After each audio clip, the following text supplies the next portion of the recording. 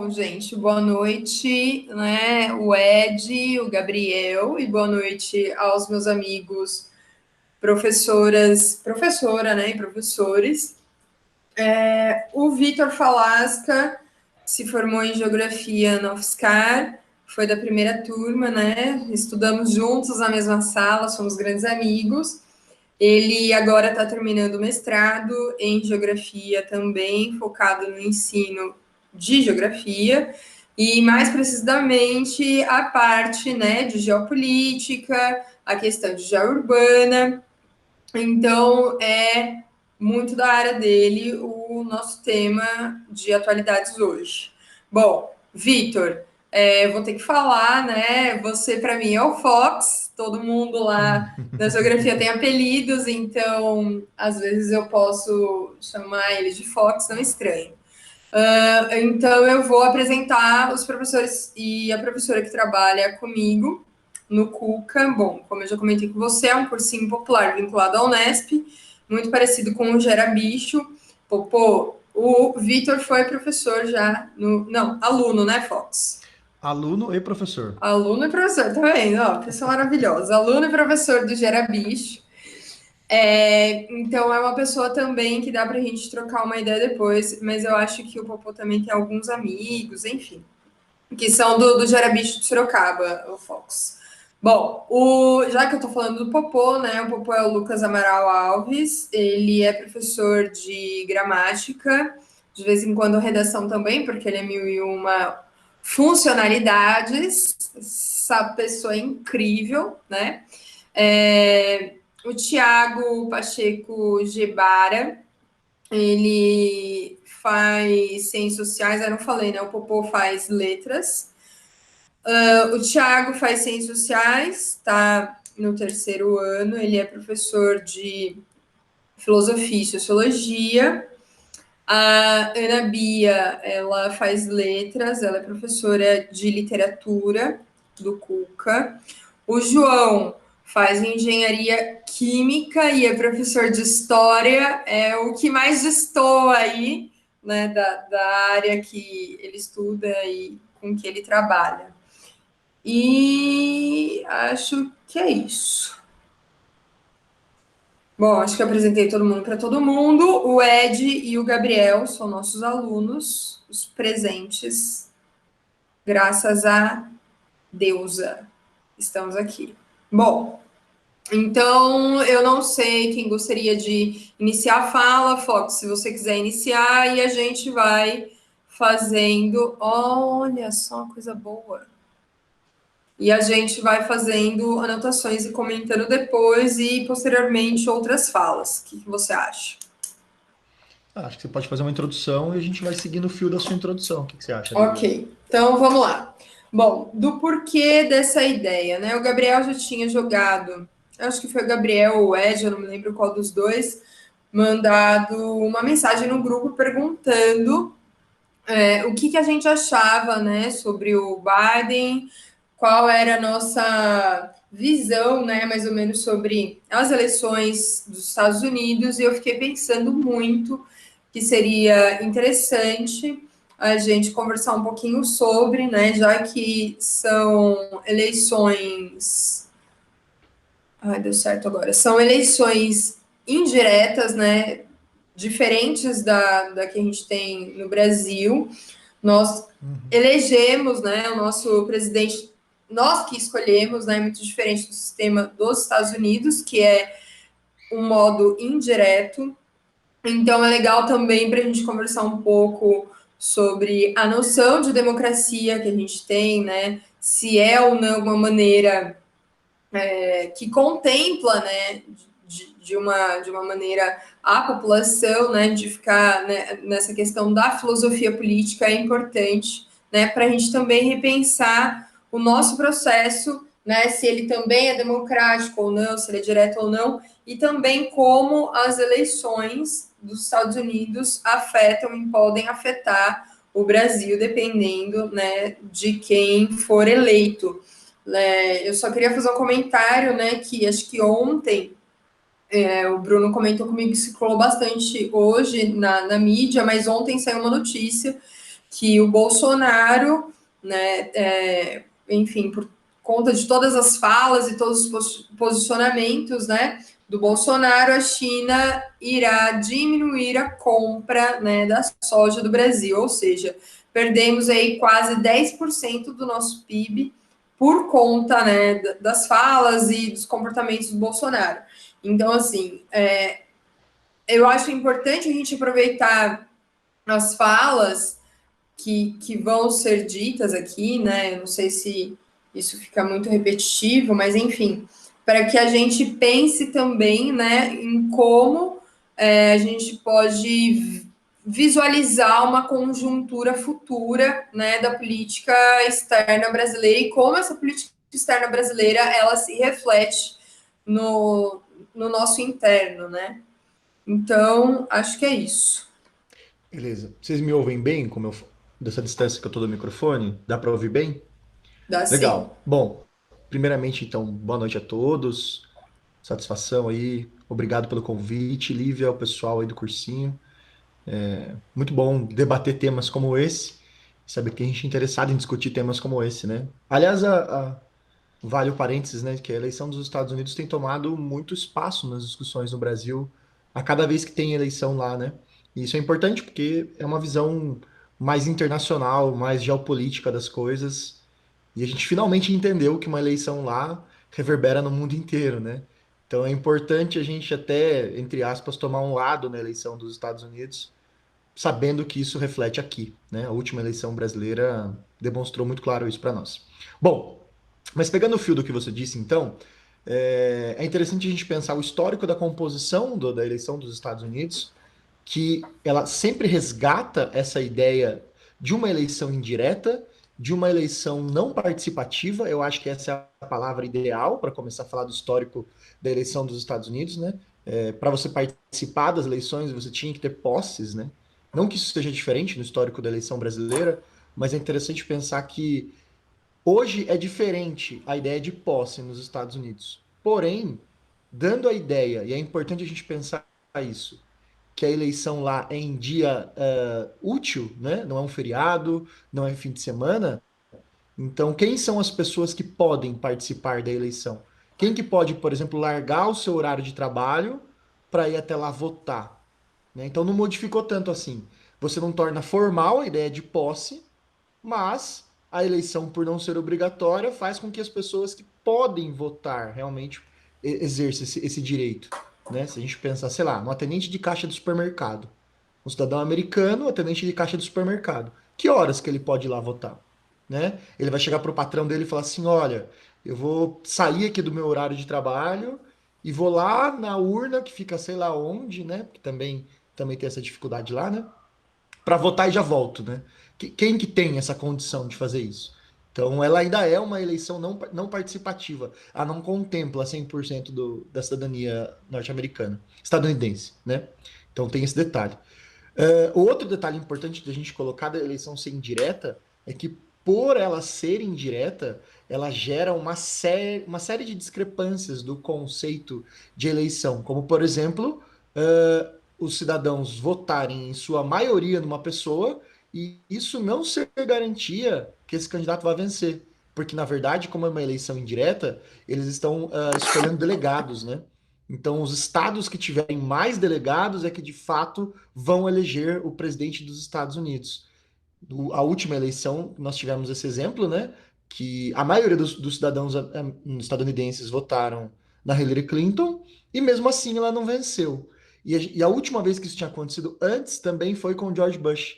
Aliás, é muita coincidência, né? Que sempre é o candidato republicano que é menos votado e que ganha a eleição nos Estados Unidos, né? Então, a gente tem essas características que parecem mínimas ou que passam desapercebido de quem é lá, mas que evidenciam, né? Que o princípio de democracia lá, ele é muito particular. E que, na verdade, é um particular que herda, né? Elementos da democracia, ou seja lá como a gente vai chamar isso, no Reino Unido, né? Que, enfim, né? A gente tem uma situação bem complicada, mas não é o caso. Um outro detalhe importante da gente pensar na eleição dos Estados Unidos é que cada estado tem autonomia para decidir como funciona a primeira etapa da eleição, né? que eles chamam de primária. Então, cada estado vai definir como as primárias vão acontecer no seu próprio estado. Então, tem estado, por exemplo, que vai lá na cerne da democracia, que vai reunir plenárias, que as pessoas vão discutir dentro das casas, que elas vão escolher uma sede para discussão disso, e daquela discussão menor vai sair uma discussão distrital, que vai sair uma discussão estadual. Isso parece muito mais próximo de um princípio democrático do que até o voto direto, se a gente pensar. Só que ele morre nas primárias, né? Que daí depois das eleições gerais mesmo, isso não acontece. E um outro detalhe extremamente curioso, que eu acho que a gente tem que levar em consideração aqui, que são elementos da eleição, é que cada um dos dois partidos, que aliás não são os únicos partidos, mas são os partidos que aparecem em todos os estados, porque pasmem vocês que não sabem disso, só o Partido Republicano e o Partido Democrata que aparece na cédula em todos os estados. Tem, tem outros partidos nos Estados Unidos, como por exemplo o Partido Verde, mas tem estado que ele não está disponível na cédula. A pessoa não tem o direito de votar num candidato do Partido Verde porque ele simplesmente não está na cédula, né? Nessa eleição que a gente tem agora, a gente tem o Kanye West saindo como candidato, o cantor Kanye West, e ele não aparece em algumas cédulas. Então, simplesmente, a pessoa não pode votar nele, mesmo que ela queira. Mas aí é interessante pensar que esses dois grandes partidos, então, como eles dão as rédeas da dinâmica, eles também têm autonomia para gerar internamente, já que as primárias giram em torno deles, na maioria das vezes, né, regras para como os delegados vão funcionar. Então, por exemplo, no Partido Republicano, eles têm uma regra chamada The Winner Take It All, né? Que significa o seguinte: se eles estão concorrendo na primária, vamos supor que tem quatro candidatos para a candidatura do Partido Republicano. O cara que ganhou essa eleição, vamos supor que ele ganhou 10 votos, e os outros ganharam 2, 3, 2, enfim. Ele não ganha só os 10 votos das pessoas que votaram nele. Ele ganha todos os outros votos das outras pessoas que não votaram nele. O partido simplesmente decidiu por essa regra e esse candidato recebe muito mais votos do que deveria, né? O que eles vão chamar de winner take it all, né? O ganhador leva tudo. Já no Partido Democrata, realmente, cada pessoa realmente pode votar em quem quiser, só que mesmo votando em quem quiser, o sistema de eleição dentro do Partido Democrata funciona um pouco parecido com o sistema de eleição de reitor de universidade. As pessoas indicam para um corpo diretor do Partido Democrata um candidato. Só que se esse corpo diretor, que eles vão chamar ali de conselheiros, sêniores, enfim, se esse corpo diretor decidir que essa escolha do povo não interessa para eles, eles podem negar essa escolha e eles indicarem outro nome. Sei lá, vamos supor que a gente tinha lá o Joe Biden e a gente tinha, vamos supor, a Hillary Clinton de novo. E aí o povo escolheu o Joe Biden. Mas o corpo diretor do Partido Democrata queria a Hillary Clinton. Eles podem simplesmente ignorar o voto das pessoas e indicar a Hillary Clinton para disputa na eleição. Então, assim, é uma forma que eles encontraram na lógica estadunidense de eleição de manipular ela, né? Se a gente pensar de uma maneira crua, né?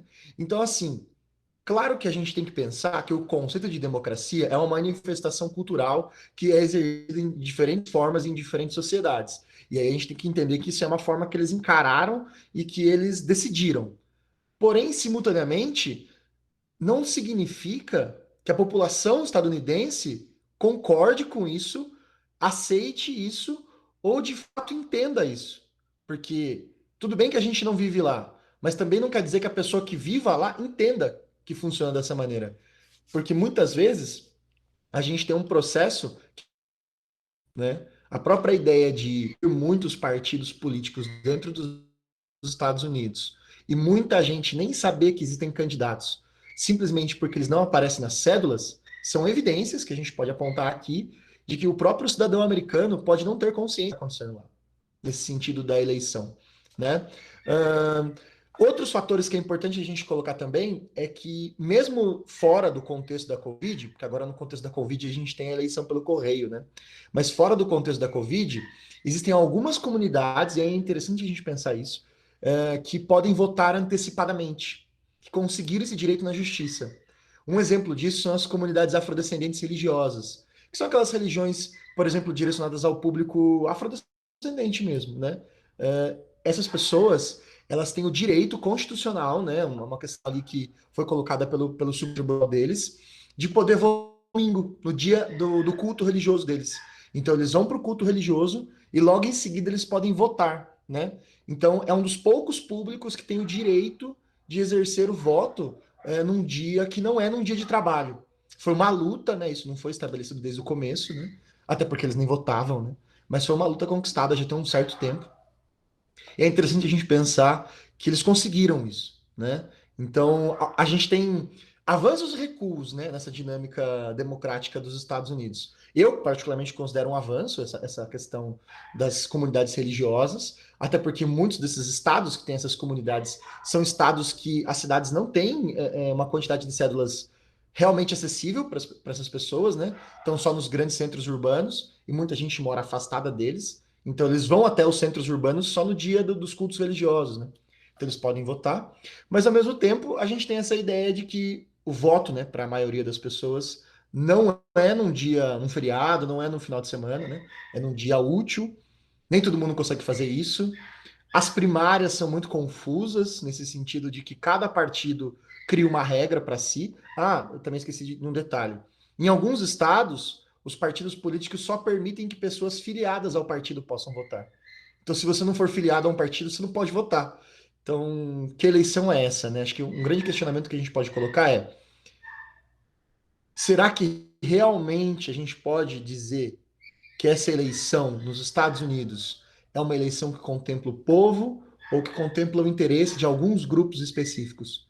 Porque se a gente faz uma reflexão sobre os próprios candidatos, né, que estão aí, Trump e Biden, a gente vê que se a gente acha que está ruim aqui escolher candidato, lá a coisa não está tão diferente assim, não é mesmo?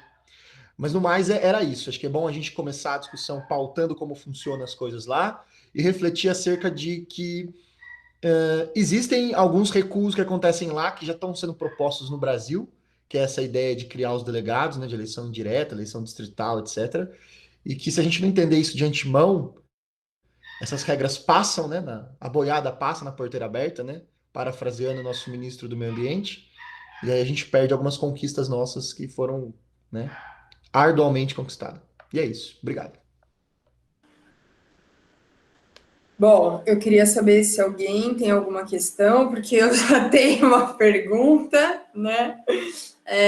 Então, meus amigos, Ana Bia, queria saber se vocês querem fazer alguma colocação, que depois eu posso fazer também, não tem problema.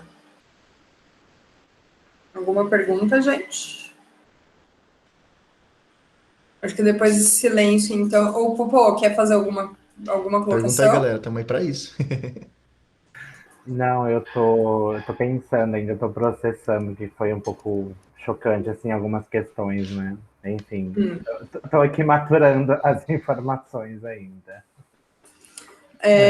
Olivia, Oi, João, pode falar. eu ia fazer uma colocação, mas eu acho que é melhor para depois, quando a gente terminar a aula. Você vai Tá. ter a apresentação ainda, não vai ter? Acho que o Thiago vai falar um pouquinho também. O Popó acho que queria também falar um pouquinho, e aí a gente pode depois colocar as perguntas, vocês que sabem. Então, Manda ver, Popô, pode. galera. Eu não compreendi muito bem essa questão das cédulas, como que fica essa logística ali. Acho legal a gente pensar em quem tem esse acesso, enfim, é essa mais a dúvida, sim. A primeira coisa que a gente tem que pensar é que a eleição nos Estados Unidos ela acontece em duas etapas. A gente tem a primária, que é onde as pessoas elegem os candidatos dos partidos. E nessa primária, ela tem áreas específicas. Já a secundária, ou gerais, que é o termo correto, aí sim ela é acessível para todo mundo. Mas as primárias, que a gente vai decidir quem são os candidatos, cada estado e cada partido faz de um jeito. Ele tem essa liberdade. O problema é, em alguns estados, as pessoas não têm acesso a alguns candidatos, porque os estados definem regras gerais para a candidatura. Então, vamos supor assim, eu vou dar um exemplo que nem é para candidatura, que é para eleitor. Olha que louco isso. Criou-se uma regra em alguns estados que se você tiver uma divergência na lista, vamos supor, tem uma lista lá de candidatos, de eleitores, certo? Que aqui no Brasil a gente também tem, que a gente assina. Se houver uma divergência de letra naquela lista e no seu RG, vamos chamar assim, você está proibido de votar, simplesmente. Né? Mesmo que seja você, que o seu número de CPF, ou seja lá o número que eles usem lá, seja o mesmo, nesse estado, em alguns estados específicos, você perde o direito de voto naquele momento. E é interessante pensar que a maioria da população que sofre com isso é a população de origem africana, porque os nomes lá são muito levados da cultura africana. Tem apóstrofe, tem Ys, tem Ws com trema, etc. E aí, às vezes, não sai uma trema, por exemplo, na lista. Ele simplesmente é a pessoa excluída do processo eleitoral. Isso acontece também com os candidatos. Então, se o candidato, por exemplo, não tem uma certa regra lá que foi estabelecida no Estado, e aí é difícil dizer todas elas, porque literalmente cada Estado tem a sua autonomia, então eu não consigo te dizer, Lucas, exatamente, né, as regras, mas isso impede a pessoa de se candidatar ali. Então o nome dela não sai na lista. Simplesmente você ganha essa cédula, né, para você votar na hora lá da votação, e não está o nome da pessoa lá. O Kanye West, ele inclusive fez uma campanha dizendo para as pessoas escreverem o nome dele na lista, na cédula, caso não esteja o nome dele lá. Né? É interessante a gente pensar que, obviamente, a campanha dele é uma campanha tipo uma campanha tipo do Tiririca, assim, né? É uma campanha de satírica, Protesto. uma campanha de protesto, midiática e tal, mas a gente também não pode perder de mão que ele é conservador, né? Por mais que ele seja um cantor de rap, ele é conservador, então as lógicas dele são ligadas à igreja e tal, e ele se candidatou meio que nessa história de expulsar o comunismo, enfim, essas coisas. Porque sim, nós também temos um partido comunista nos Estados Unidos, além do Partido Verde, que é um partido mais central e ambientalista, mas se eles não cumprirem as regras dos estados, eles não estão cogitados. Aí eles não chegam na eleição. É muito maluco a gente pensar isso, né? E no caso dos grandes partidos, né, democratas e republicanos, aí depende de quem está disputando as primárias, né? Geralmente o cara que está na eleição, né, que tem a máquina na mão, que nesse caso é o Trump, o Partido Republicano não participa das primárias, porque ele é o candidato do Partido Republicano. Então só os democratas que participam. E aí, meu, no Partido Democrata tem essa questão do conselho, né? Então, vamos supor, a gente tinha um candidato, o Barney Sanders, se eu não me engano é esse o nome dele, né? Ele era um cara bem à esquerda, né? Inclusive, ele tinha essa questão de taxar as fortunas, de acesso público educacional gratuito, de acesso gratuito e tal. Houve uma campanha muito grande dentro do Partido Democrata para ele não ganhar as primárias. E claramente, no andar de carruagem, se ele tivesse ganho as primárias, ele não seria indicado pelo conselho. Então, assim, cada partido dos grandes tem uma regra e cada estado tem uma regra também para articular as primárias. As gerais não, as gerais são gerais. Então todo mundo que foi indicado para gerais participa. Porém, a eleição das gerais é em dia letivo, né? Dia letiva, desculpa, professor, né? Fala com esse vocabulário. Em dia útil, né? Dia de trabalho. Então, assim, você tem que abandonar o seu trabalho. Literalmente essa é a palavra. Você tem que abandonar o seu posto de trabalho para ir votar. E fica esse questionamento, né? Quem tem condições de fazer isso? Por exemplo, vamos supor sei lá, um cara que trabalha numa caldeira, numa indústria, que trabalha numa linha produtiva, que tem que atender uma meta. Como é que ele abandona o posto de trabalho dele para votar, né? Como é que ele faz isso? Então, esse é o ponto. Então, é importante a gente entender a lógica que existe as primárias, que são os candidatos que vão para gerais. E depois a gente tem as gerais, daí sim. E nas gerais eles votam, né, para esses delegados que vão votar para os candidatos à presidência. Porém, eu esqueci de falar esse detalhe, né? Você falou de chocado, Lucas, também tem esse detalhe. Os delegados não são obrigados a votar nas pessoas que votaram nele. Tipo assim, vamos supor, eu estou um delegado democrata para ele votar no candidato democrata. Se o delegado quiser votar no candidato republicano, ele tem esse direito. Então, você votar num delegado não é garantia de que isso vai acontecer mesmo. Né? Nós tivemos aproximadamente 50 eleições nos Estados Unidos, perdão, 50 não, falei um número muito alto, 30 eleições nos Estados Unidos que isso já aconteceu. Né? De as pessoas votarem num delegado e o delegado simplesmente não votar na pessoa que, tipo assim, estava acordado, entendeu? Ó, você é um delegado democrata, você tem que votar no candidato democrata. Ele pode simplesmente falar não, né? E em caso de empate, né, caso de que você tem uma indisposição de candidatos à presidência né? Que os delegados meio que não conseguiram decidir, né? Porque você tem que ter, se não me engano, 270 delegados para ser eleito. Vamos supor que nenhum dos dois atinge essa meta. Aí sabe quem que elege o presidente dos Estados Unidos?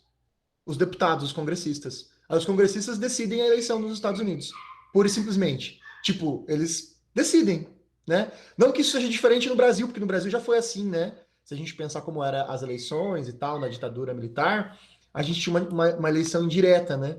Mas é tipo isso, gente. Então, assim, é por isso que muita gente, inclusive, não vota nos Estados Unidos. Eles desacreditam no sistema eleitoral deles, porque eles não conseguem se sentir completamente representados por isso, né? Tipo, não, né? Ah, e lembrando também um outro muito importante. Agora nem tanto, mas porque meio que isso acontece com uma certa frequência. Mas o vice-presidente também é uma candidatura nas primárias. Então pode ser que a sua chapa seja desfeita nas primárias. Tipo, você vote para presidente num e no vice do outro, sabe? Do outro candidato do mesmo partido e monte uma chapa. É muito difícil isso acontecer, mas existe essa possibilidade, o que é muito cabuloso de se pensar. Mas existe uma explicação para isso, Lucas, que talvez deixe vocês mais confusos ainda.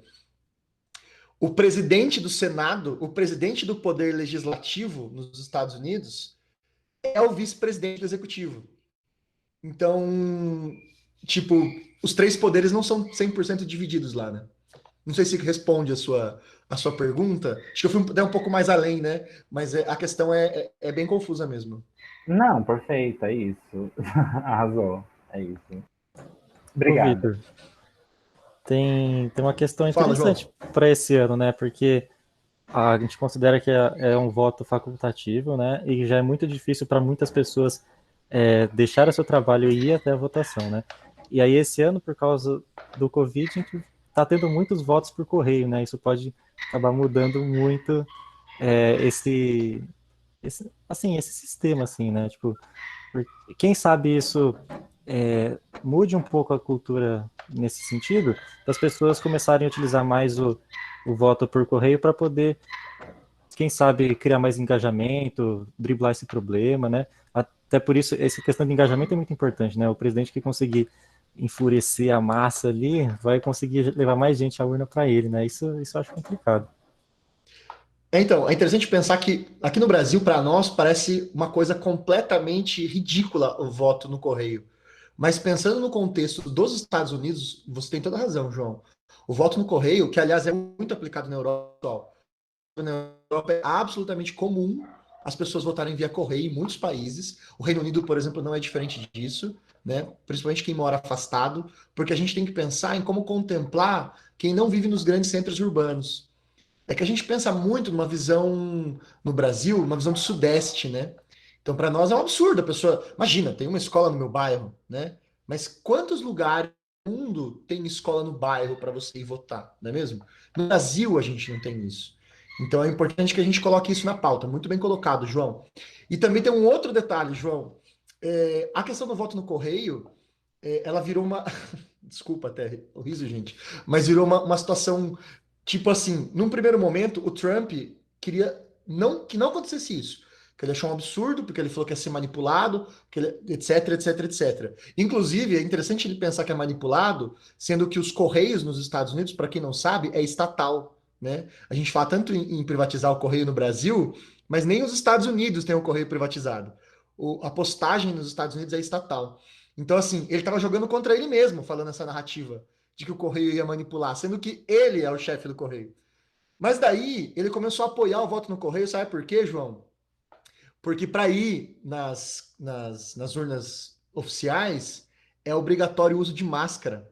E a maioria do eleitorado do Trump é contra o uso de máscara, porque eles não acreditam no coronavírus. Então, ele começou a apoiar o voto via correio, porque aí as pessoas que votam nele vão poder votar, porque a maioria das pessoas que votam nele não iam até os centros de eleição porque eram obrigadas a usar máscara para votar. Então, assim, a situação do voto via postagem acabou, o feitiço virou contra o feiticeiro, né? Ele começou a falar mal, falar mal, falar mal, que isso ia acontecer, e no fim, né, deu meio que certo, né? Mas é importante também pegar um outro detalhe, João, não sei se vocês acompanharam, que alguns estados nos Estados Unidos É meio triste a gente pensar que isso aconteceu lá, né? Começou a colocar urnas falsas em postos de votação. Não sei se vocês acompanharam isso.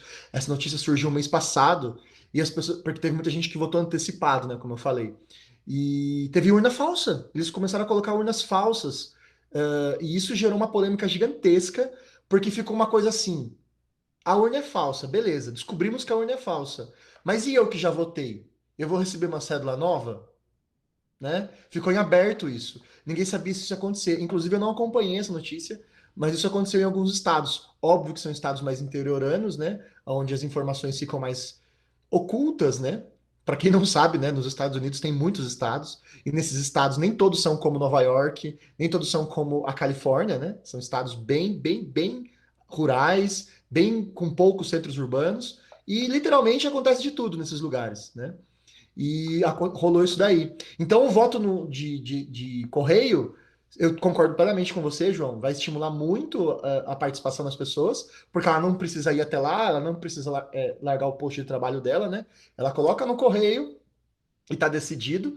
E também porque essas urnas falsas, né, acabam gerando também um outro transtorno. Então, votar pelo correio é garantia que seu voto vai chegar lá.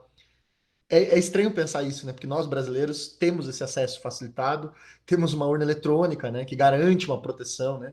Por mais que existam várias narrativas falando o contrário, mas a urna eletrônica ela é completamente segura, criptografada, né, para quem curte aí programação, e também ela é muito lacrada. Então é muito difícil alguém manipular uma coisa que, enfim, né, que está muito bem segura. Inclusive o Brasil é referência nos votos eletrônicos. E o Brasil, na última eleição do Bush, na segunda eleição do Bush, propôs a entrega de urnas eletrônicas lá. O governo americano recusou porque eles iam usar a deles, né? E eles conseguiram, né? Em alguns estados, nos Estados Unidos, a urna já é eletrônica. Não são em todos, até porque a tecnologia é muito cara, né? Mas já existe. E para quem não sabe também, né, que tem gente que pede que a urna eletrônica crie uma impressão, né? No Brasil, mas ela já faz isso, na verdade, ela sempre fez isso. Não sei se tem alguém aqui que é mesário, mas quando fecha a urna, ela emite, né, como se dizer assim, tipo um contra-cheque, né, tipo uma segunda via, digamos assim, dos votos. Então isso também já existe. Então, sim, concordo, voltando à discussão, né, concordo, João, que o voto pelo correio provavelmente nos Estados Unidos chegou para ficar. Eu acho que eles não vão voltar atrás nessa decisão. E até que você tinha comentado que o Correio lá ele é estatal, né? E a população lá confia muito nessa instituição deles, tanto que o pessoal passa cheque pelo Correio lá. É nesse nível, Sim, não, sabe? eles mandam dinheiro pelo correio, né? Dinheiro mesmo, né? É uma coisa assim, incrível. Ó, o Ed colocou aqui como e quando que o Brasil passou a ter urnas eletrônicas. Se não me falha a memória, foi na eleição de 98, né? Alguém me corrige aí, alguém faz a pesquisa rápida, mas se eu não me engano foi em 98 que a gente começou a ter as urnas eletrônicas no Brasil. Foi um avanço muito grande.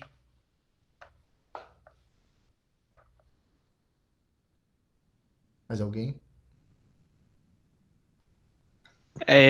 Eu tentei pesquisar aqui para ver, mas acho que o Popô mandou no chat, mais ou menos da urna. Eu queria fazer Ali, uns comentários também rápidos antes da gente começar a fazer algumas questões. Achei bem legal tudo que você colocou, Vitor. Fiquei pensando em bastante coisa, por isso não tinha falado ainda. Quando a Lívia falou sobre a aula de hoje, né, eu fui ler algumas coisas para ver como é que estava sendo. E aí, durante a sua fala, eu lembrei do que é o que eu gostaria de colocar para a gente pensar também, que eu acho muito curioso, sobre como esse formato de eleições indiretas, né, que apesar de, historicamente, os Estados Unidos terem essa postura democrática, de uma liberdade individual muito grande, de associação, né, você tem uma instituição que comanda, né? Você pode opinar sobre aquilo, você tem essas primárias, você tem os votos, mas ao mesmo tempo quem decide são esses colégios eleitorados, e aquilo que eu estava lendo, né, que eu achei muito interessante, é como a visão, acho que é bem similar a nós aqui no Brasil também, a visão da população sobre esse modo, essa estrutura democrática, né, tá talvez caindo por terra, que a gente vê muito hoje pessoas falando sobre crise da democracia, né, e que o discurso do Trump reflete bastante isso, sobre como ele, apesar dos Estados Unidos ter esse histórico de alternância entre democratas e republicanos, né, você tem até 2017, né, o Obama, o primeiro presidente negro da história dos Estados Unidos, apesar dos Estados Unidos só terem 13% da população negra, o que quer dizer que você tem que ter uma mobilização da população não negra em favor disso. A próxima eleição você elege o Trump, que é um candidato com um discurso completamente antidemocrático, né? Então, acho que isso reflete bastante a desconfiança da população, assim como a gente teve aqui no Brasil, nas instituições democráticas, né? E aí uma matéria muito curiosa que eu acabei lendo era sobre brasileiros que eram imigrantes legais, que estavam nos Estados Unidos, apoiando Trump e o que eles achavam, né? Não sei se vocês chegaram a ler, mas que foi algo muito curioso que eu achei, porque tem uma fala que eu me lembro, né? De um rapaz que eu não lembro o nome, mas que ele dizia que, apesar de ele ser prejudicado com as falas e a política do Trump e o que ele gostaria de continuar fazendo se ele fosse reeleito, né? Ele falava o que ele pensava, né? Ele falava o que ele pensava, o que ele achava que era certo e que era essa a perspectiva que ele gostaria, né? Então, apesar do discurso do candidato que ele estava apoiando prejudicar ele, ser antidemocrático, ele exatamente, Lívia, muito parecido com a fala do Bolsonaro, né? De ser independente. Né? E se não me falha a memória, o Bernie Sanders, que você comentou também, né, que na eleição passada disputou e perdeu com a Hillary Clinton, ele era independente, né, um dos únicos senadores independentes também. Então, algo que, apesar do espectro político mudar as pessoas, até uma coisa geracional, né, bastante, estão procurando uma independência fora do establishment, né, que eles falam, fora dessas instituições que pessoas que comandam isso tudo. Então é algo que eu acho muito curioso nessa dinâmica que por vezes é contraditório, né? E não sei como é que vocês veem isso. Então, essa questão das crises das instituições, né, ela é meio que prevista, né? Se a gente pensar o movimento histórico que a gente vive e essa tomada de poder muito lenta, mas que aconteceu, né, e que hoje é muito grande, das instituições financeiras e privadas, etc., elas vão construindo essa narrativa e convencendo a população de que as instituições públicas elas estão falidas. Vamos dizer assim que não foi um acaso, sabe? A gente tem que colocar isso em pauta. Quando a gente olha para essa situação que você colocou do Obama e do Trump, no meio do caminho a gente tem uma discussão, né? Que a gente nunca vai poder deixar de tirar da vista da eleição, não só do Trump, como muitas eleições, inclusive do Bolsonaro, que é a manipulação das mídias sociais, né? A gente não pode tirar da discussão que a opinião pública foi manipulada por uma instituição privada e não uma construção pública por si só, né? As pessoas não foram constatando coisas e foram mudando de ideia. Porque quando a gente olha sem colocar esse elemento, parece isso, né? Tipo, todo mundo votou no Obama, que legal, e aí, maravilhoso. Aí, de repente, as pessoas mudaram de ideia, né? O que aconteceu? Na verdade, não aconteceu isso. Na verdade, o que a gente teve foi uma imposição de instituições privadas de manipulação de opinião pública, né? Então, por exemplo, não sei se você vai se lembrar, Thiago, mas durante a eleição do Trump, ele disse que a Hillary Clinton, ela tinha uma sósia, né, um clone, basicamente, e que fazia absurdos por aí. E aí teve vários programas de humor dos Estados Unidos que, inclusive, começou a entrevistar as pessoas na rua perguntando sobre isso, e as pessoas claramente acreditavam nisso, né? Entre vários outros elementos que eu poderia colocar aqui. Mas, somado a isso, aconteceu sim um descrédito, e aí é importante a gente colocar isso na pauta. Eu ia colocar isso no final, né? Mas vamos colocar já. Que o Obama ele teve uma questão significativa e simbólica gigantesca, de fato, né?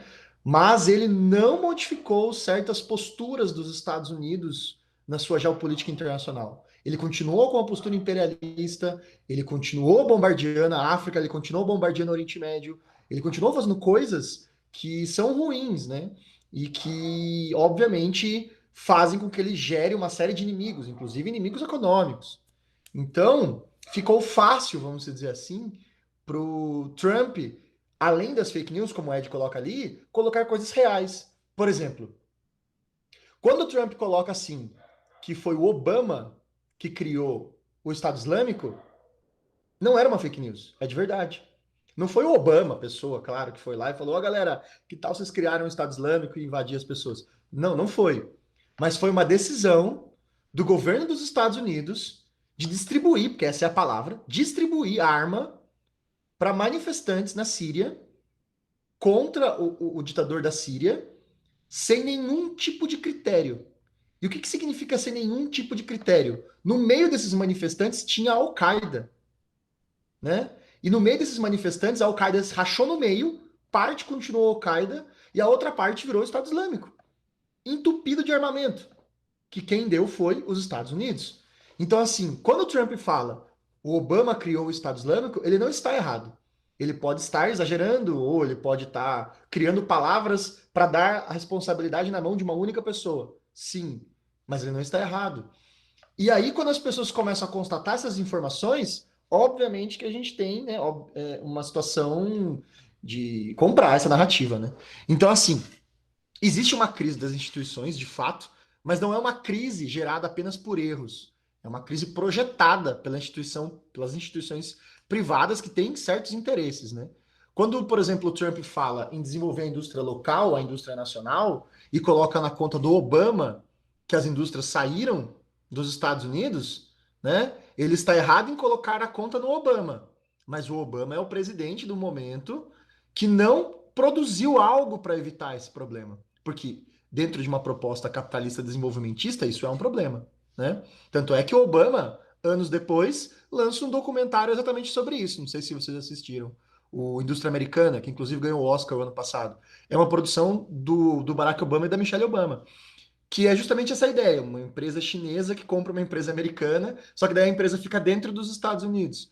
Então, assim, existe dois elementos que correm juntos aí. Existe a crise das instituições públicas, que comete uma série de erros, entre eles erros geopolíticos, erros econômicos, etc. E existem elementos da iniciativa privada que têm o interesse de tirar o Obama ali por qualquer motivo que seja, ou por inúmeros motivos que seja, ou por simplesmente achar a proposta dos republicanos naquele momento melhor, né? Então você tem lá a Analytica, né, que é a empresa que fez a manipulação dos dados. Não sei se vocês acompanharam esse caso, mas eu trago um resumo para vocês aqui. Uma empresa de publicidade, ela se maquiou, né, como uma empresa universitária de pesquisa de universidade e pediu dados para o Facebook. O Facebook disponibiliza dados dos usuários apenas para fins de pesquisas acadêmicas. Então essa empresa, ela se fantasiou de uma empresa acadêmica, pegou esses dados e usou esses dados na campanha do Trump. E que dados que a gente está falando aqui? A gente está falando de dados de comportamento, né? Vocês assistiram o Dilema das Redes? Se vocês não assistiram o Dilema das Redes, assistam um outro documentário que é um pouco mais antigo, chamado Terms and Conditions, né? Termos e Condições. Ele tem no YouTube, se não me falha a memória, que ele conta como isso foi possível, né? Como que as redes sociais foram possíveis. E isso faz com que, por exemplo, o Trump saiba do que as pessoas gostam de comer, até do que as pessoas entendem sobre política. E ao invés de o Trump falar coisas que as pessoas vão ouvir e vão gostar, ele primeiro sabia do que as pessoas gostavam e depois produziu um discurso em cima disso. Entenderam a diferença? Então, ao invés de ele falar uma coisa que as pessoas ouviram e falaram assim, nossa, que legal essa ideia, nunca tinha parado para pensar nisso. Não, ele pegou primeiro os pensamentos das pessoas, que elas produzem e colocam, né, todo dia no Facebook. Inclusive, a pergunta que o Facebook faz para você é essa, né? No que você está pensando? Já leram lá antes de escrever? E as pessoas escrevem. E aí ele pegou esses pensamentos e produziu os discursos dele em cima disso. Então, tudo fazia sentido para as pessoas. Mas não porque ele era uma pessoa que pensava igual todos aquelas pessoas que votaram nele, etc., necessariamente, né? Mas sim porque ele sabia que isso dava engajamento. Para quem pesquisa publicidade, por exemplo, sabe que muitos YouTubers produzem conteúdo em cima disso, né? Eles contratam empresas que coletam informações para produzir conteúdo em cima do que as pessoas gostam. Então não é ele que dá a pauta, é a própria pessoa. Só que a pessoa não é consciente que ela deu essa pauta. O Trump fez isso, o Bolsonaro fez isso, o Boris Johnson na Inglaterra fez isso, vários outros fizeram isso. Só que isso é proibido. Na verdade, e aí que entra a questão, viu, Thiago? Não era proibido, porque ninguém sabia que isso era possível fazer. Agora é proibido, né? Agora os Estados Unidos criou leis contra isso. mas foi uma palhaçada, inclusive, não sei se vocês acompanharam a sabatina que o Mark Zuckerberg passou, que ele dava risada na cara dos senadores, porque os senadores não sabiam nem como falar direito as palavras que estavam falando, porque não entendem nada disso. Agora é proibido, mas naquela época de 2016 não era proibido fazer o que eles fizeram. Então houve também uma estratégia totalmente assim maléfica, vamos usar essa palavra, eu sei que é uma palavra exagerada, mas é essa a palavra que eu quero usar, maléfica de manipulação da opinião pública. Então não houve só uma falência das instituições, né? Foi uma soma, né, das duas coisas. Porque a falência das instituições já aconteceu há um certo tempo, mas as pessoas, de certo modo, procuram, né, achar alguém que pareça razoavelmente preparado. O Trump nunca teve um discurso que dava a intenção de que ele era razoavelmente preparado. Ele nunca deu um discurso assim. Nunca. Absolutamente nunca. Aí quando você tem essa fala que você falou, Thiago, mas ele fala o que ele pensa. É aí que tá. Ele não tá falando o que ele pensa.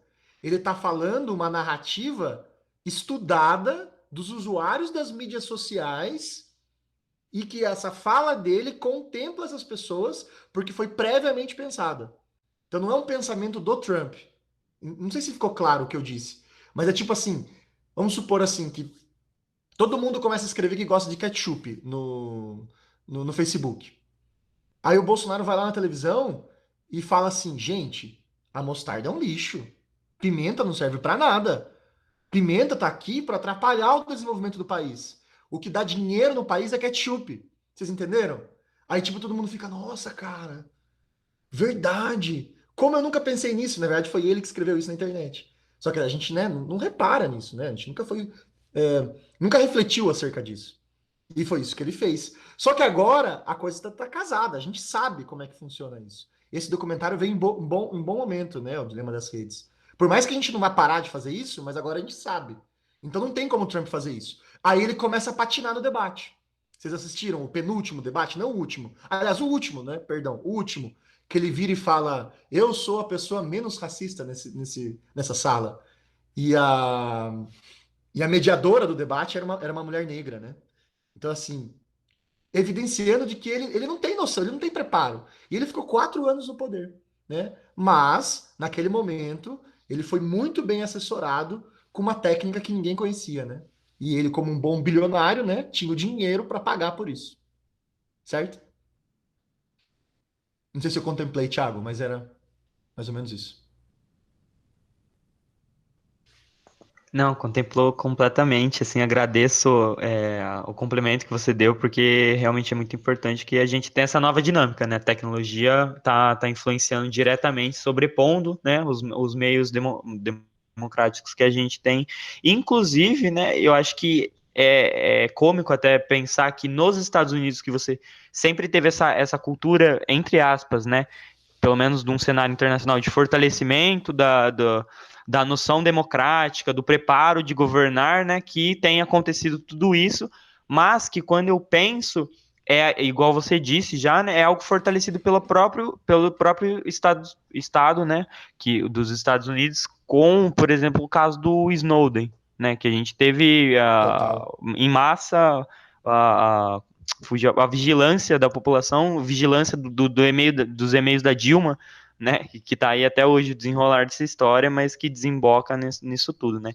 Então, acho que ficou bem claro, sim, obrigado, viu? Tecendo uma linha rápida, só para não perder o fio do que você disse, do caso do Snowden, lá em 2001, quando acontece o atentado das Torres Gêmeas, é assinado uma lei chamada Ato Patriótico. Não sei se vocês sabem disso. O que é o Ato Patriótico? O presidente dos Estados Unidos da época, o George Bush, ele assina um documento onde ele quebra o sigilo de todas as pessoas dos Estados Unidos, todas, pelo motivo de ação contra o terrorismo. Só que, quando ele aprova essa lei, talvez na cabeça dele era um cunho totalmente militar. Ele esquece nesse momento, ou não, né? Sei lá, mas eu prefiro acreditar que foi totalmente indisciplina dele, de que quando você fala todo mundo, é todo mundo. Não é só para fins militares, é para qualquer fim. E aí é interessante que nesse Terms and Conditions ele fala sobre isso, que a primeira empresa que percebeu que quando você quebra os dados sigilosos de uma pessoa, você pode vender os dados sigilosos das pessoas. A primeira empresa que descobriu isso foi uma pizzaria. Lembram que antigamente a gente ligava na pizzaria e a pessoa meio que cadastrava você? E quando você ligava de novo, ela sabia o seu nome, seu endereço, tudo já? Lembram-se disso?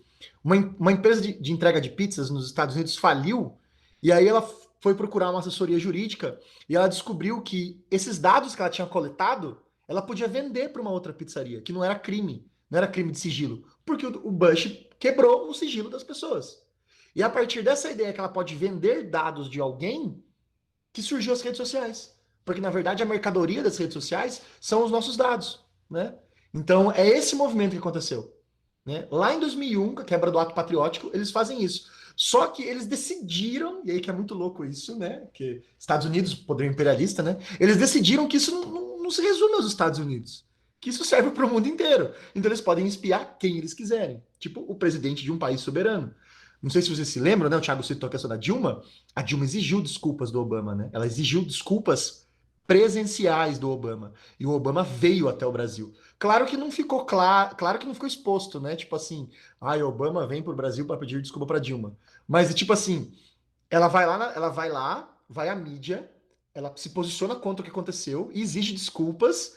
E um mês depois, o Obama marca uma visita presencial ao Brasil. Coincidências? Não existem coincidências, né? Obviamente que ele veio para cá para esclarecer o caso frente a frente, tete a tete, né? E isso mostra como o Obama, ao mesmo tempo que se sentiu envergonhado, não deixou de fazer, né? Porque isso continuou, né? Porque se a gente pensar no pré-sal e tudo que aconteceu, né? Isso obviamente é motivo de espionagem. E não é um histórico recente dos Estados Unidos. Vamos lembrar, né, que a América do Sul inteira passou por golpes conectados aos Estados Unidos. E o mais último aí foi da Bolívia, que inclusive, né, não sei se vocês acompanharam o caso da Bolívia, o Elon Musk, né, dono da Tesla Motors, ele publicou isso no Twitter. Ele simplesmente admitiu que foi um golpe, que ele financiou o golpe na Bolívia e que era pra gente se acostumar com isso, né? Deal with it, né? E, enfim, né, mostrando essas práticas totalmente nefastas do governo americano. Posso dar um comentário agora? Claro. Agora que eu voltei, né?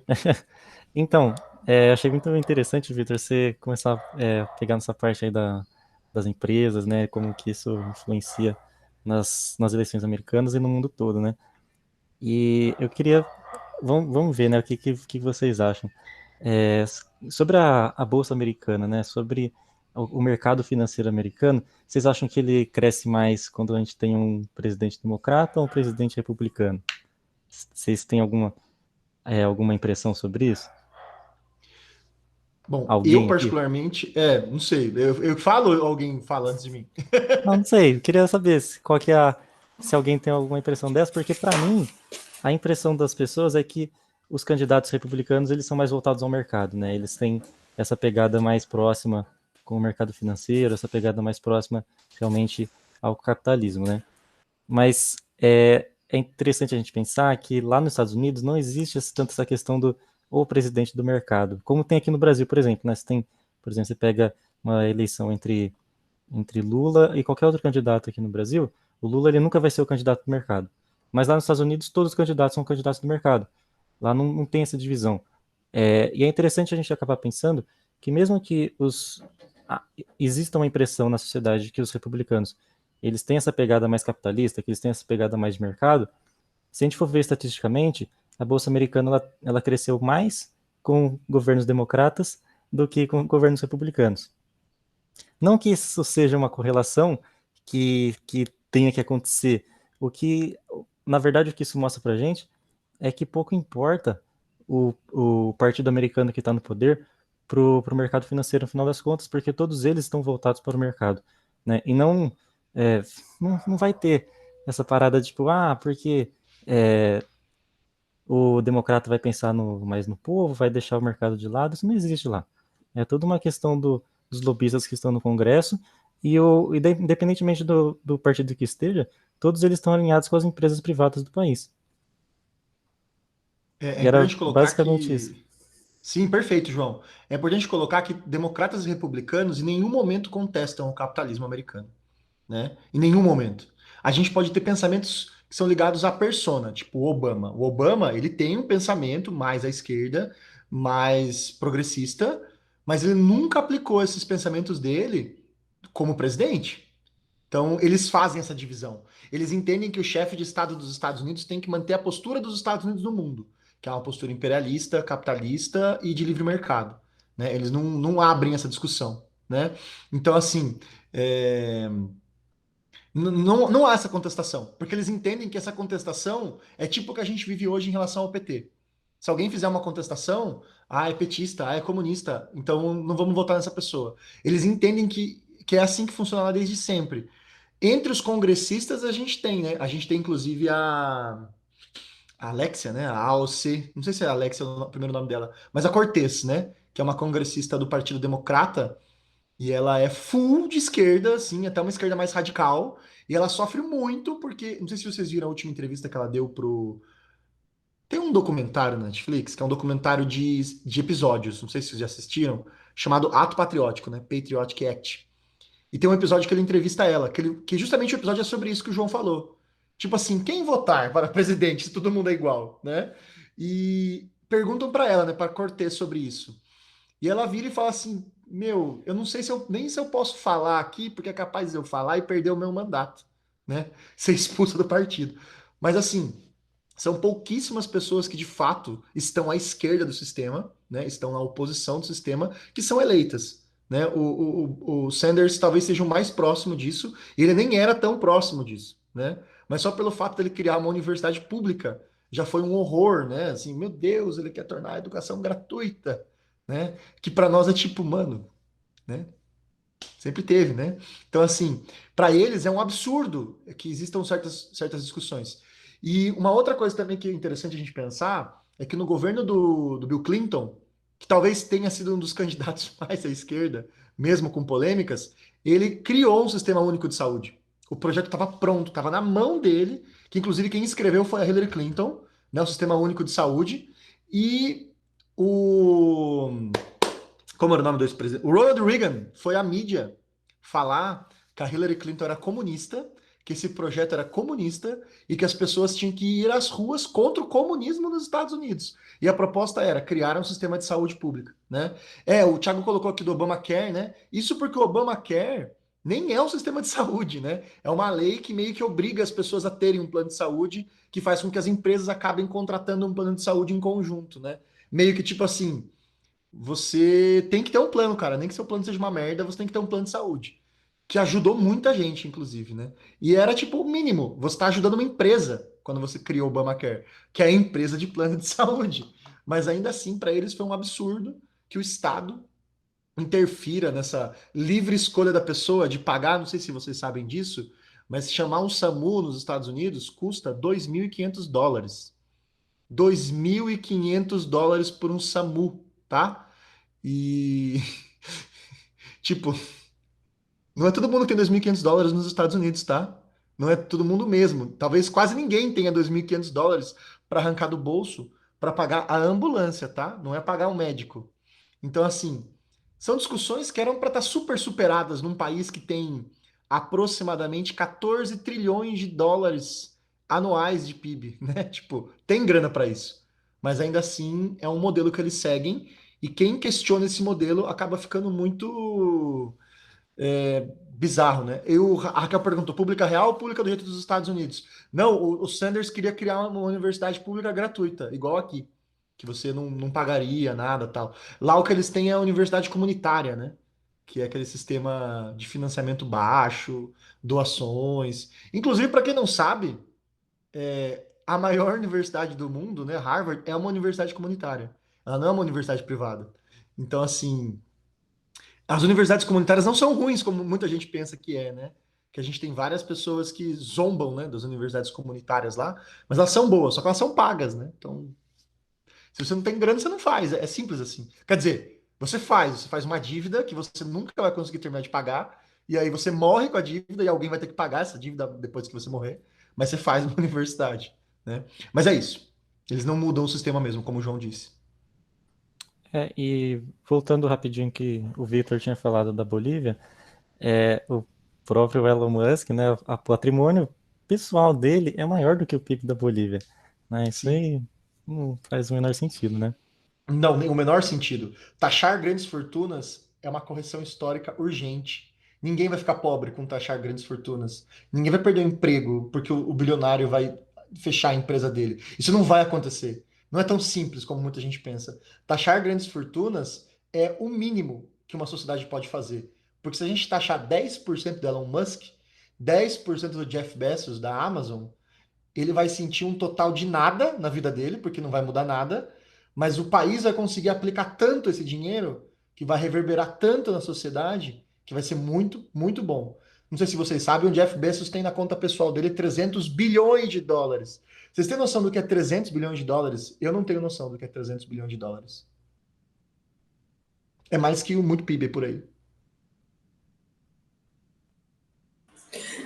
Só voltando, eu não sei se mais alguém quer fazer algum apontamento, mas a gente vai, né, trocando essa ideia. Uma coisa que eu fico me perguntando, né, Victor, a gente fala tanto de toda a problemática do Brasil com relação à corrupção, né, mas pouco se fala da corrupção que existe nos Estados Unidos pós as primárias, né? Então, quando a gente tem um delegado que não segue, né, o que os seus eleitores acreditaram, né, ou acordaram, né, Confiaram. do voto, exatamente, confiaram, né, no voto dele, eu não sei, eu fico um pouco desconfiada, sabe, do como que você tem o X e o Y, você escolhe o X. Você fala para todo mundo que você escolhe o X, mas aí, muito de repente, você resolve trocar e votar no Y, né? E fico me questionando muito com relação, né, ao Trump, ao Bush, como você comentou, né? Grandes bilionários, né? Que já tem aí todo um histórico, né? Com problemas fiscais, né? A gente saiu bastante na mídia, a gente está vendo aí que o Trump está com problemas, né, com relação a né, mesmo problemas fiscais, sei lá, imposto de renda, né, sonegação, e fico eu pensando, né, por que isso não sai na mídia, né, essa questão da corrupção, ou, por exemplo, do quanto, né, esse momento pós as primárias, né, das eleições gerais, ele acaba sendo muito nebuloso, né? Tudo pode acontecer, é um negócio muito maluco, né? Então, acho que tem duas coisas que a gente tem que colocar nessa discussão. Primeiro, o que nós chamamos de corrupção no Brasil não necessariamente é crime nos Estados Unidos. Por exemplo, dar dinheiro para alguém. Isso não é crime. Não é considerado crime você convencer alguém pelo dinheiro, né? O lobby nos Estados Unidos é legalizado. No Brasil, não. No Brasil é crime. Lá é legalizado, você pode. Tipo assim, o lobista da empresa é uma profissão, ok. Aqui no Brasil existe o lobby que não é crime, que é você ir lá e convencer a pessoa a partir do convencimento mesmo. Tipo assim, olha, por que vocês não fazem uma hidrelétrica aqui? Vai ser bom para todo mundo. Tá, lá, lá, lá. Isso você pode fazer, qualquer pessoa pode fazer. E obviamente tem empresas que pagam pessoas para fazer isso. Nos Estados Unidos, você pode fazer isso e dar uma maleta de $1 milhão pro deputado, que tá tudo bem, tipo, tudo bem ele ganhar isso. Tudo bem eles negociarem o dinheiro público, tipo assim, ó, a gente vai dar $300 mil para você aplicar no seu curral eleitoral. Tá tudo bem para eles. O dinheiro para eles é como se fosse um sinal de liberdade. Então, essa é a primeira coisa que a gente tem que colocar. O lobby nos Estados Unidos é legalizado. O que É nós muito chamamos de louco corrupção isso. é revoltante, né? Você pensar que, tipo, eles fazem isso e as pessoas não têm noção de que isso está acontecendo, né? Essa é a primeira coisa. Na segunda coisa, existe muito jogo político nisso, né? Até alguém citou ali, o João citou House of Cards, né? O House of Cards fala muito sobre isso. Nós tivemos ontem, não sei se vocês acompanharam, o Glenn Greenwald, ele queria publicar uma matéria no Intercept dos Estados Unidos sobre o Joe Biden, falando sobre as corrupções do Joe Biden. E o Intercept negou a matéria, basicamente, né? Tipo assim, falou assim, ó, só vai lançar a matéria se você cortar isso. Eles brigaram e o Intercept expulsou o fundador dele, que é o Glenn Greenwald, ganhador do Pulitzer, né? E, enfim, né? Toda aquela questão do Snowden e da Vaza Jato, etc. Um dos maiores jornalistas da história. Ele foi expulso do Intercept, né? Não do Intercept Brasil, tá, gente? Do Intercept dos Estados Unidos. Porque ele queria publicar uma matéria falando mal do Joe Biden, explorando, né, as contradições de Joe Biden. Por um lado, a gente tem que pensar que ele é um jornalista e o papel dele é com a notícia, né? E ele tem que publicar as coisas na hora que ele tem essas coisas. Por um outro lado, a gente sabe, não vamos ser ingênuos, que se ele publicasse essa matéria, o Joe Biden não ia ganhar a eleição, se ele tivesse Com chance, certeza. né? O Trump ganharia a eleição no dia seguinte, né? Então a gente também tem esse detalhe. Então existe um jogo de interesse aí também, né? Que envolvem essas coisas. Quem deu essas informações para o Glenn Greenwald publicar agora? E mais interessante, sabe aonde que ele foi entrevistado para falar sobre essa expulsão? Na Fox, que é um canal que nós conhecemos muito bem, que é super conservador nos Estados Unidos, que é contra tudo que o Glenn Greenwald faz, inclusive, né? E os maiores diretores da Fox, né? Não sei se vocês sabem, a Disney não comprou a Fox News. A Disney comprou tudo da Fox, menos a parte jornalística. Comprou os filmes, os desenhos, etc., mas não comprou o jornalístico. E aí, os diretores do Fox News são os irmãos do Bush. São os parentes do George Bush. Então, assim, tipo, quem é interessado que essa matéria saia? Por que foi justamente eles? Por que não foi a CNN? Por que não foi os outros canais de jornalismo dos Estados Unidos que foram entrevistar o Glenn Greenwald sobre essa expulsão do Intercept, né? Então, assim, existe uma série de coisas que giram em torno de como funciona a política americana através da grana, através do jogo sujo.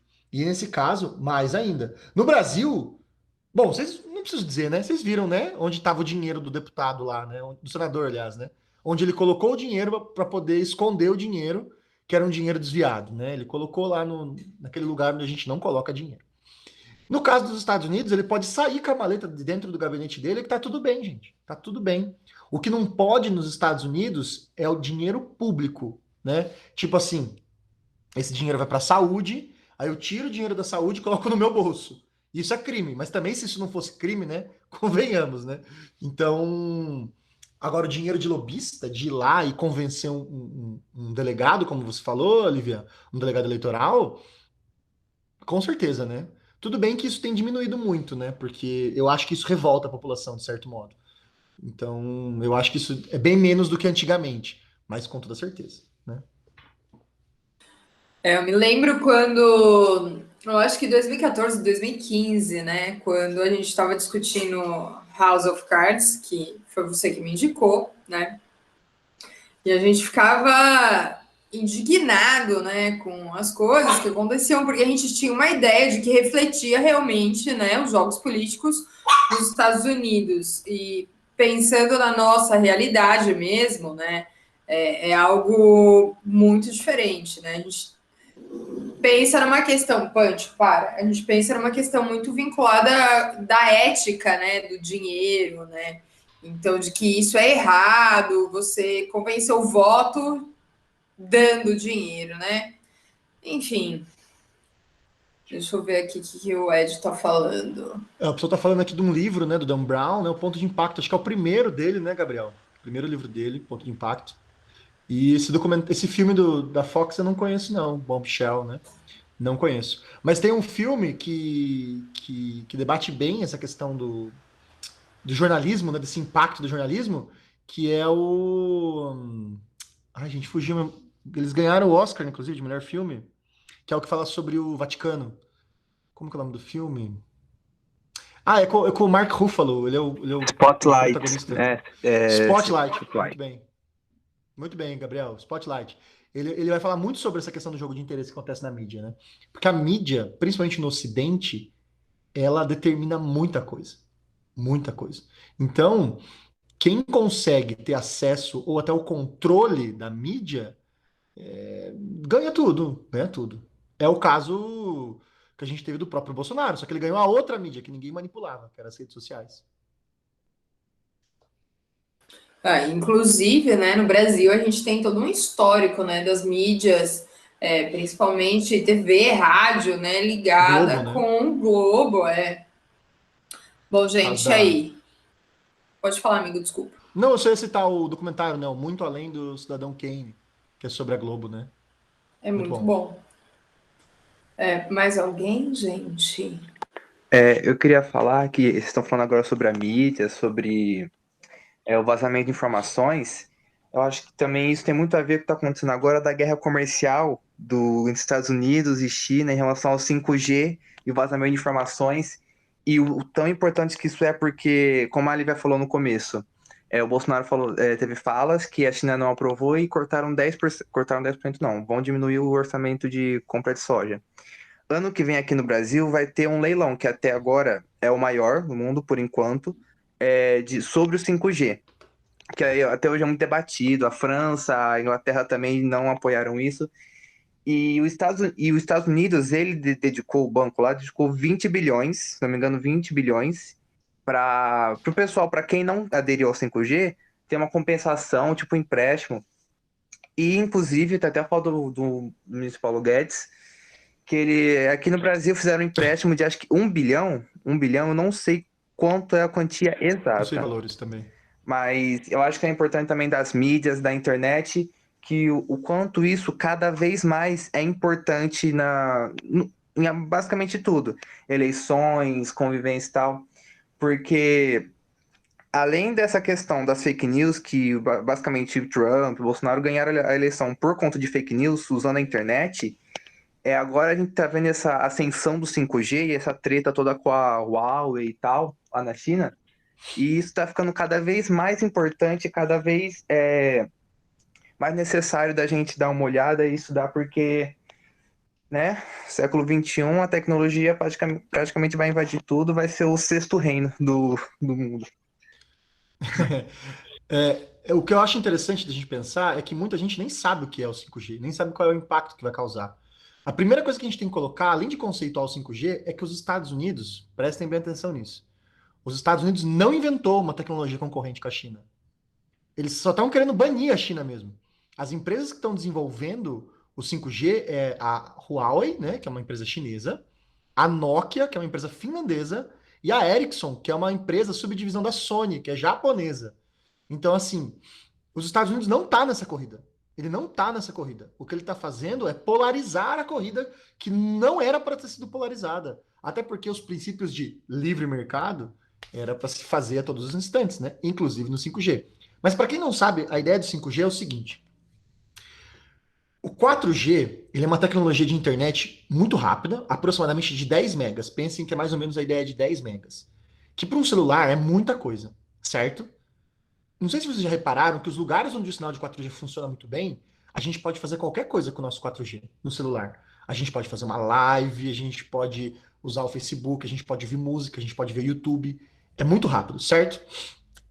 O 5G vai ser o equivalente a 200 vezes mais do que isso, pelo que algumas pessoas falam. E vai ser uma velocidade muito, muito, muito rápida. Mas mais do que isso, a frequência do sinal, pelo que falam, vai ser muito abrangente. E aí a ideia seria meio que extinguir outras frequências e usar só o 5G. Só que a ideia do 5G não é só usar no seu celular para você gravar uma selfie, um videozinho no Instagram, etc. O 5G vai ser usado para absolutamente qualquer coisa. O Big Data vai chegar ao ponto, né, que é a ideia que eles colocam em mente, de você ter, finalmente, os carros que se dirigem sozinhos. Só que eles vão ser dirigidos sozinhos pelo 5G, porque daí o 5G vai ter frequência e velocidade suficiente para isso. A gente vai ter operações robóticas que vão ser feitas à distância, cirurgias feitas à distância, enfim. Então, assim, quem conseguir dominar essa frequência, automaticamente vai ser a proprietária paralela de muitos equipamentos eletrônicos. Quer ver um exemplo disso? Vocês sabiam que o Wi-Fi tem patente?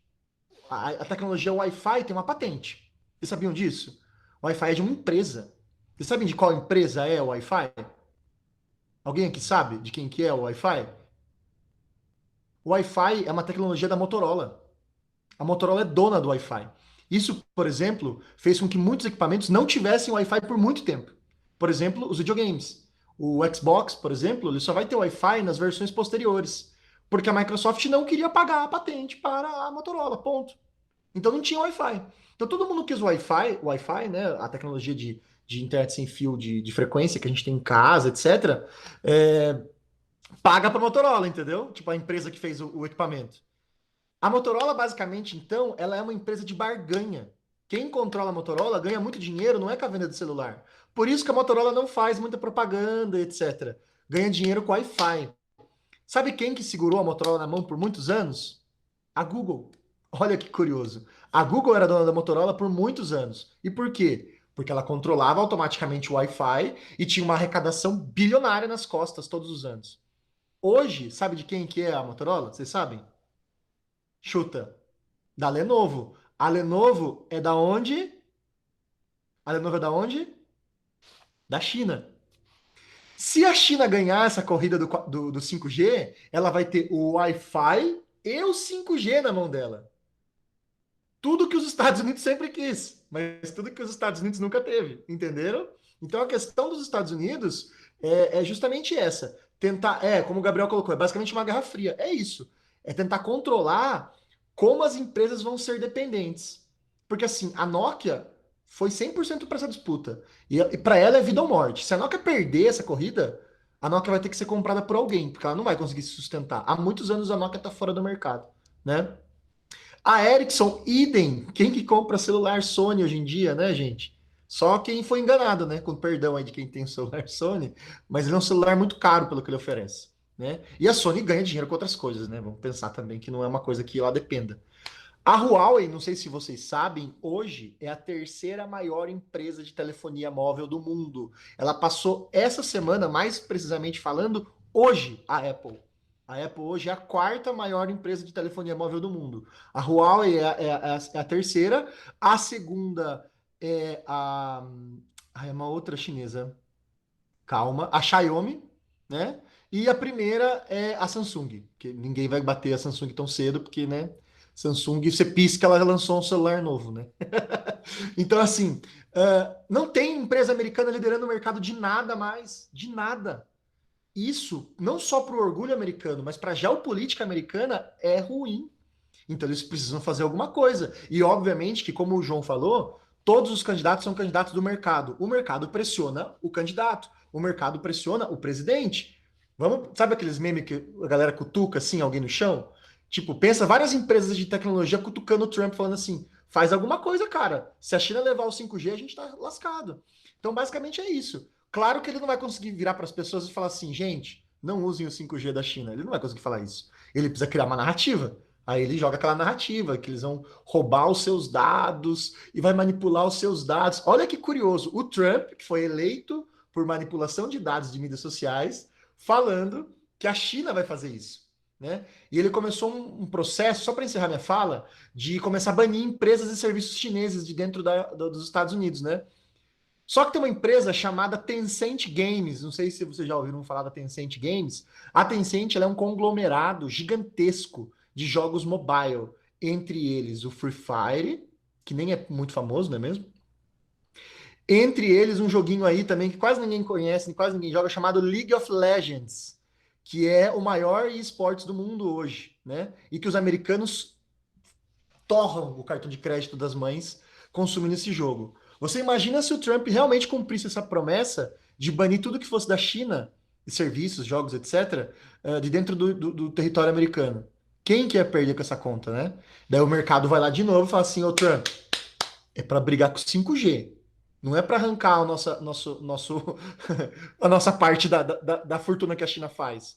Porque vocês acham que as bandeiras de cartão de crédito vão gostar que os produtos chineses que fazem a festa com cartão de crédito saiam de território americano? Claro que não. Então, assim, o 5G, ele é um, um símbolo dessa luta que vai ser perdida. A China vai ganhar isso, gente. Por mais que a China perca o leilão brasileiro, a longo prazo, a China vai ganhar esse mercado de novo. Eles vão entrar aqui de outra forma e a gente vai conquistar, porque a China trabalha da maneira mais capitalista possível.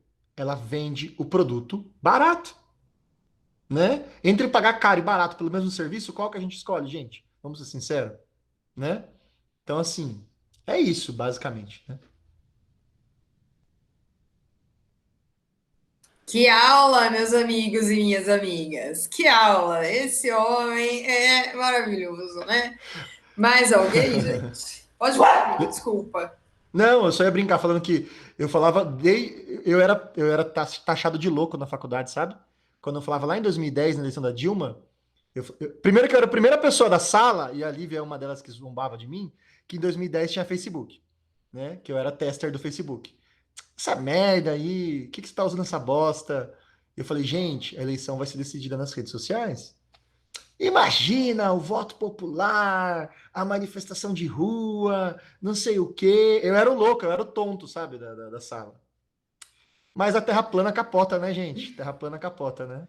E aí, Gente, eu não acreditava que isso ia acontecer, é verdade. Olha só, 10 anos e estamos, né, tendo eleições sendo decididas pela tecnologia, pelas mídias sociais. Maluco. total.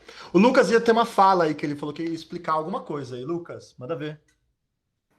Não, é bem rapidinho, assim, é só para a gente entender como que acontece, aproveitando que a gente tem eleições municipais, que também são muito importantes, sobre como que eles fazem essa manipulação do discurso, né? E eu sempre falo que a gente precisa conhecer um pouquinho da gramática para entender como ela está disposta na fala. E aí tem um carinha muito incrível, que é o Chomsky, que é um linguista. Então, depois eu disponibilizei esse material para vocês, fiquem tranquilos e tranquilas. Mas a primeira estratégia que ele vai falar para a gente é a estratégia de distração, né? Então, eu crio ali um problema muito grande, né? Que eu vou criar esse problema, não é um problema muito grande, para tirar o foco de outras coisas. Então, quando o Bolsonaro vem e critica o isolamento, o que ele quer fazer? Quer passar um pano ali para as outras coisas que ele está aprovando e vai passando. É como o Vitor estava dizendo, né, do nosso desministro, ou enfim, como vocês queiram chamar, quando, vamos abrir para a boiada passar. É isso, a gente faz essa estratégia de distrair as pessoas. E aí as pessoas caem nessa estratégia, infelizmente.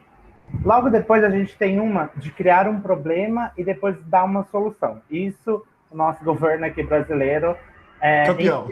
não, ele ama fazer isso, né? Ele ama fazer isso e faz todos os dias, assim. Ser brasileiro é uma luta diária, porque a gente não tem paz, né?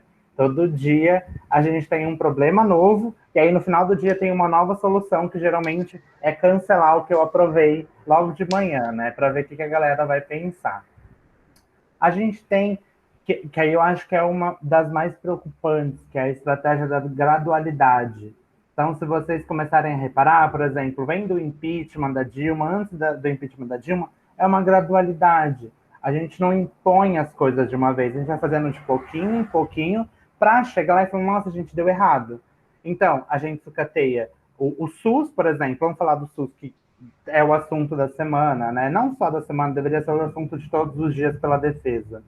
Mas a gente, então, vai sucateando, a gente vai dizendo, olha, não está funcionando, a gente vai desviando a verba, a gente não cobra, né, onde essa verba está chegando, e a gente começa a criar essa gradualidade para chegar um dia e falar, gente, não está funcionando. Eu juro que eu tentei. Assim, por Deus, né, que aí eu sou o Messias, eu juro que eu tentei. A gente tem muita ironia, tá bom? Eu juro que eu tentei salvar, mas não deu certo. E aí vai acontecendo, tem 10 estratégias, né? Mas vai acontecendo dessa maneira. Uma coisa que eu acho incrível desses governos, né? Trump, Bolsonaro, que eles se comunicam com melhores de idade, que é uma estratégia, né? Então, eu comunico com o meu público de uma maneira infantil. Por que infantil?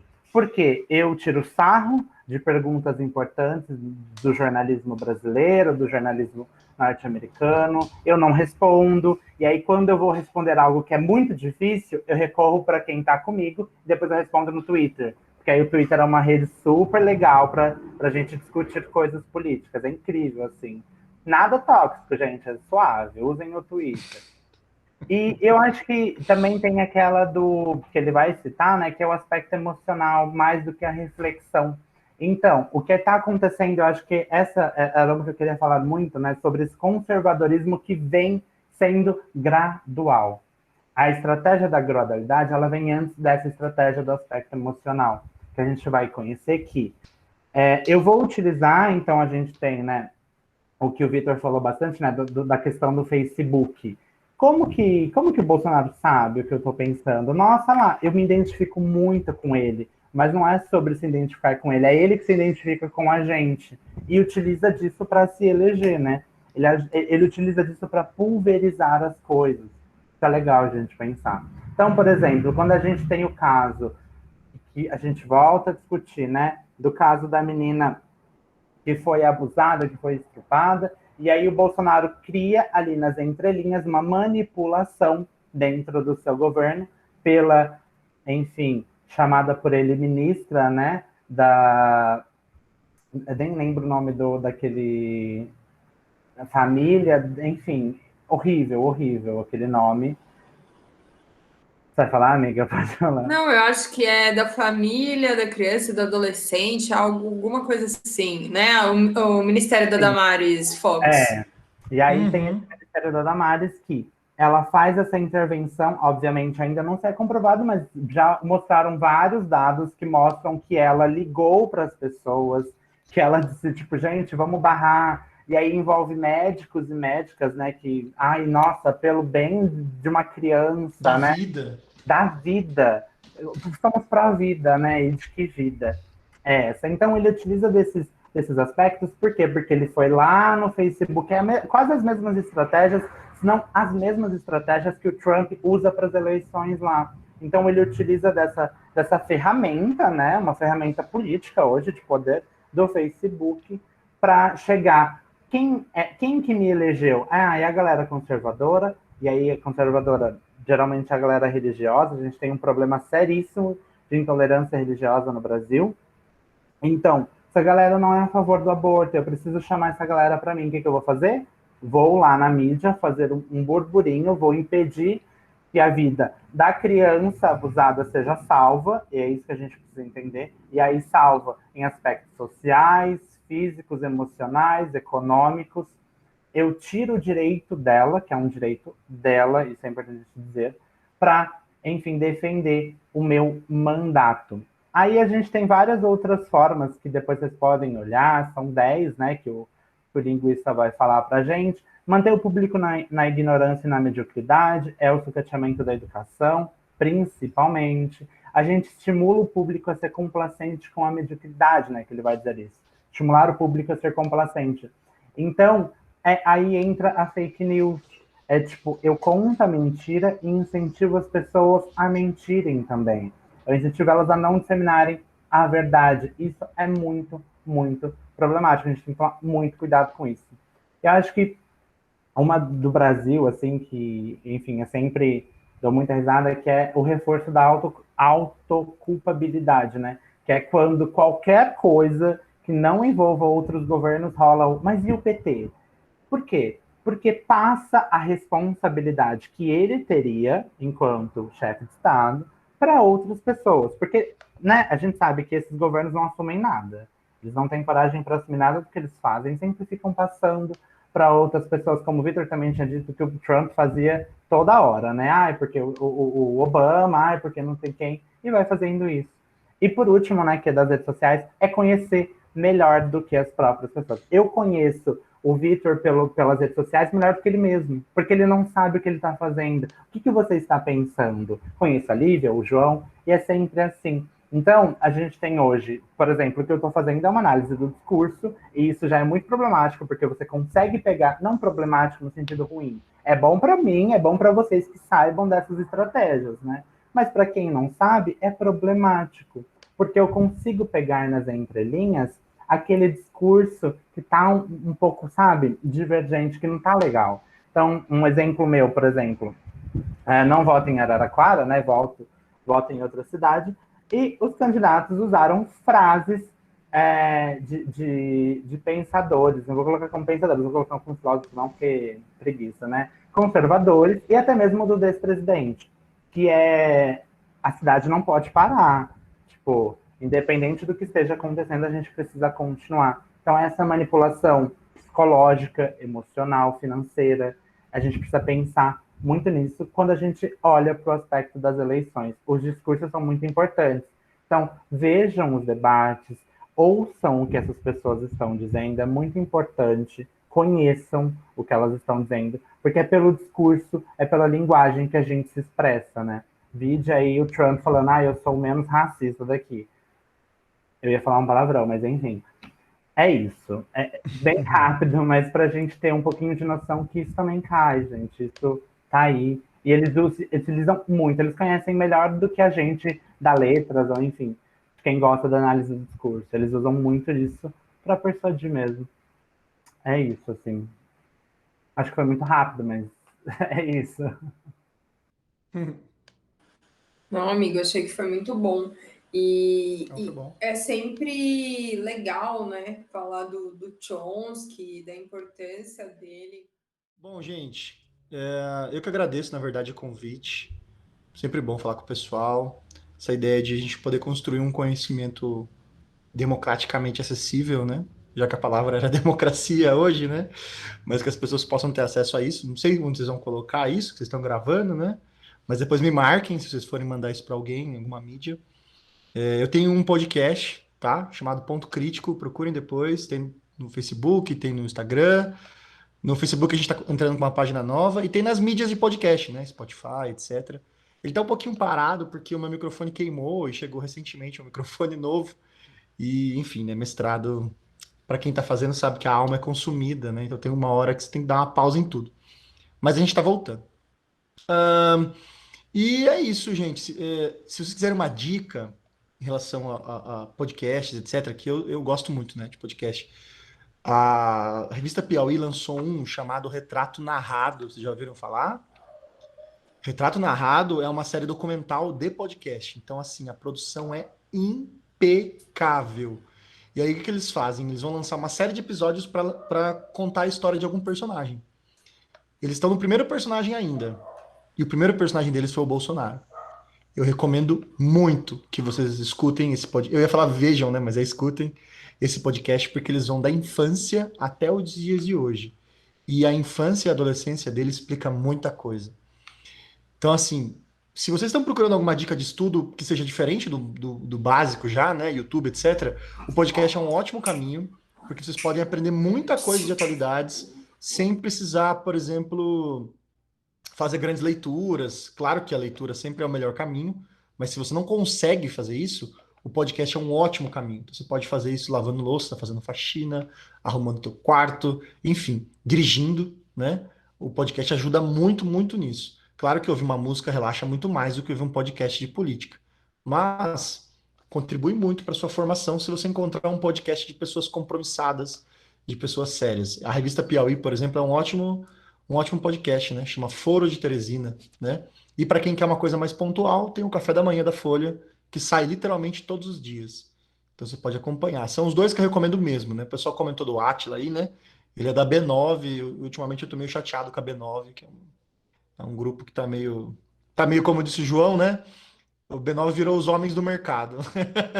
Então não tô gostando muito, não. Mas enfim, é isso. Muitíssimo obrigado pela oportunidade, tá? Espero que todo mundo aí que esteja estudando aí para os vestibulares da vida vão bem. Quem estiver na graduação e para se formar consiga passar por esse ano difícil que tá difícil. Eu sei que tá, mas a gente vai passar por tudo isso, galera. Valeu.